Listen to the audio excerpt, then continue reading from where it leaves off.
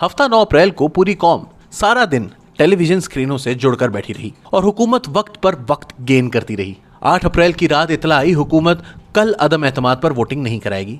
ये लोग लंबी लंबी तकरीरें करेंगे, ऑपोजिशन को इश्तियाल दिलाएंगे और फिर इजलास अगले दिन के लिए मुलतवी कर देंगे।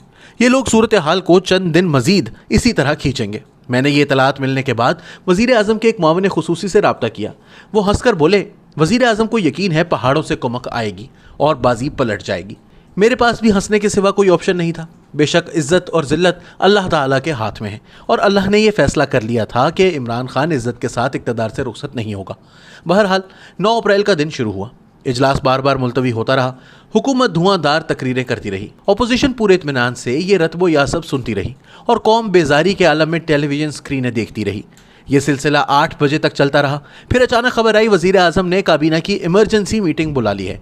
खबर आने की देर थी, पूरी मीडिया इंडस्ट्री में सनसनी फैल गई और सहाफ़ी सीट बेल्ट बांधकर कप्तान के आखिरी सरप्राइज का इंतजार करने लगे। हमारा ख्याल था ये वो नोटिफिकेशन जारी कर देगा जिसको कार्ड बनाकर हुकूमत अब तक खेलती रही है। वजीर आजम ने इसी दौरान अपनी पसंद के सहाफ़ियों को पीएम हाउस बुला लिया। ये दूसरी सनसनीखेज खबर थी। बहरहाल 9:30 बजे काबीना का मुख्तसर इजलास हुआ और वज़रा की अक्सरियत कौमी असम्बली और अपने घरों को वापस लौट गई। मीडिया पर्सन्स वज़ीर आज़म हाउस पहुंचे तो इन्हें वज़ीर आज़म के रिहायशी इलाके के पिछले लॉन में लेकर जाया गया। शाह महमूद कुरैशी, शफकत महमूद, अली जैदी, फवाद चौधरी और फ़रूख हबीब भी वहाँ मौजूद थे। इमरान खान और शाह महमूद कुरैशी कुर्सियों से दूर खड़े सरगोशियों में बात कर रहे थे। सरगोशियाँ ख़त्म हुई तो वज़ीर आज़म कुर्सियों की तरफ आए और सहाफ़ियों से बातचीत शुरू कर दी। इमरान खान हस्बे मामूल फुल स्पिरिट में थे। हमने अमेरिका के ख़त को पार्शली डी क्लासीफाई कर दिया है। सहाफ़ियों ने पूछा, इसका क्या फ़ायदा होगा? वज़ीर आज़म ने जवाब दिया, हम ये ख़त चेयरमैन सेनेट, स्पीकर कौमी असम्बली और चीफ जस्टिस ऑफ पाकिस्तान को भिजवा रहे हैं ताकि ये रिकॉर्ड का हिस्सा बन जाए और मुस्तकबिल में कोई इसे टेम्पर ना कर सके। सहाफ़ियों ने पूछा, आप अब करना क्या चाहते हैं? वज़ीर आज़म का जवाब था, सुप्रीम कोर्ट ने इजलास बुलाने का हुक्म दिया था, हमने इजलास बुला लिया। स्पीकर अब इजलास मनसूख नहीं कर सकता, लेकिन ये इसे अडजर्न यानी मुलतवी कर सकता है। ये सोशल मीडिया का ज़माना है। मैंने इतवार की रात एहतजाज की कॉल दे दी है। हमें आवाम की तरफ से शानदार रिस्पॉन्स मिल रहा है। कल रात जब पूरा मुल्क बाहर निकलेगा तो सूरत हाल बदल जाएगी। एक सहाफ़ी ने कहा, सुप्रीम कोर्ट ने आपकी नज़र-ए-सानी दरख्वास्त कबूल नहीं की, आपके पास अब कोई कानूनी ऑप्शन नहीं बचा। वज़ीर आज़म ने हैरत से पूछा, क्या सुप्रीम कोर्ट हमारी नज़र-ए-सानी दरख्वास्त नहीं सुन रही? सहाफ़ियों को महसूस हुआ वज़ीर आज़म को इस खबर से बेखबर रखा गया था, लिहाजा वज़ीर आज़म समेत तमाम वज़रा मुतमईन और खुश दिखाई दे रहे थे। सिर्फ शाह महमूद कुरैशी और शफकत महमूद मुतफक्कर थे।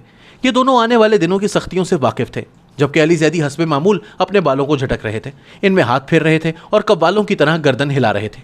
यह हालात और गुफ्तगू सुनकर सहाफ़ियों का मुतफ़िक़ा ख्याल था कि हुकूमत अदम एतमाद पर आज वोटिंग नहीं कराएगी और ये गंद चंद दिन मजीद जारी रहेगा। यूँ महसूस होता था कि गेम अभी इमरान खान के हाथ में है।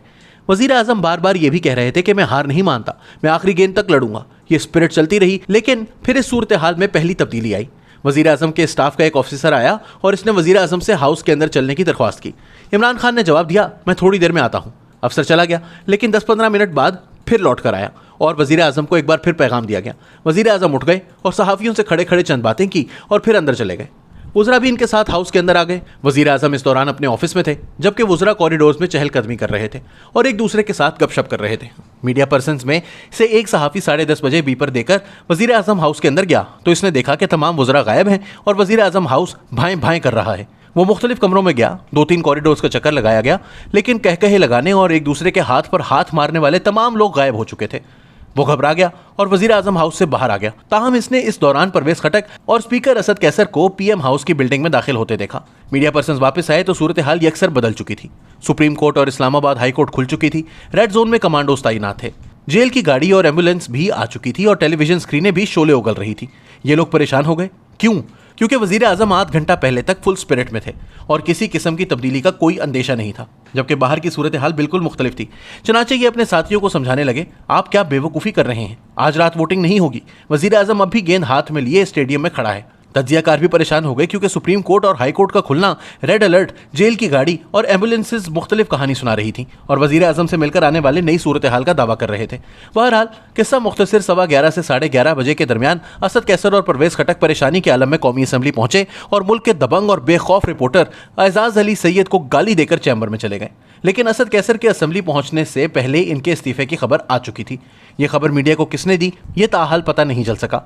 किस्सा मजीद मुख्तसर, असद कैसर ने इस्तीफ़ा दिया, चेयर अयाज सादिक के हवाले की और फिर ऐवान ने 40 मिनट में वज़ीर आज़म को साबिक वज़ीर आज़म डिक्लेयर कर दिया।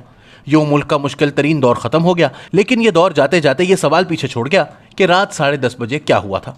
बीबीसी उर्दू के रिपोर्टर आसिफ फारूकी ने दावा किया कि रात 10 बजे हेलीकॉप्टर पर 2 अफसर आए और इसके बाद सूरत हाल बदल गई।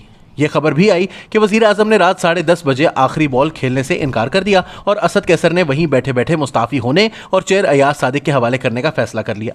ISPR ने बीबीसी की खबर की तरदीद कर दी, लिहाजा ये वजह नहीं हो सकती। यह अफवाह भी गर्दिश करती रही कि परवेज खटक ने सेक्रेटरी डिफेंस को समरी तैयार करने का हुक्म दिया था और वो समरी समेत गायब हो गया था, लेकिन यह खबर भी बादअज़ां गलत निकली। यह अफवाह भी गर्दिश करती रही कि वजीर आजम आखिरी सरप्राइज देने के लिए परतोल रहे थे, लेकिन फिर इन्हें बताया गया कि इस्लामाबाद हाईकोर्ट खुल चुकी है, आपका ऑर्डर फौरी तौर पर मनसूख भी हो जाएगा और आप और आपके साथियों के खिलाफ आर्टिकल 6 का इतलाक भी हो जाएगा।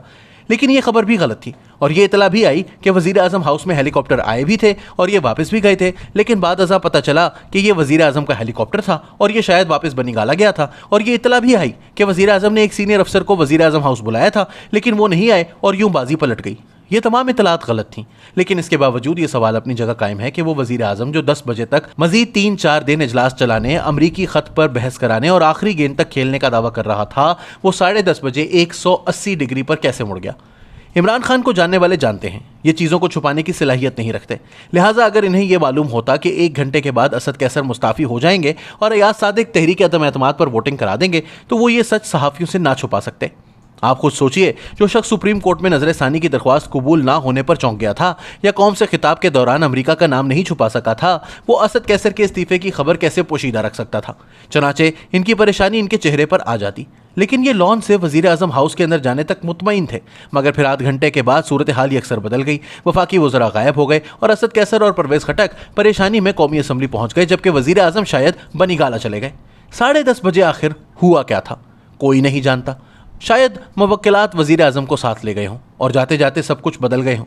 मुझे बहरहाल ये मुवक्किलात की कारिस्तानी लगती है। इमरान खान आखिरी वक्त में कौमी असम्बली जाना चाहते थे और फ्लोर पर खड़े होकर तकरीर भी करना चाहते थे, लेकिन मुवक्किलात ने इन्हें इससे भी रोक दिया। लिहाजा मुवक्किलात जिंदाबाद।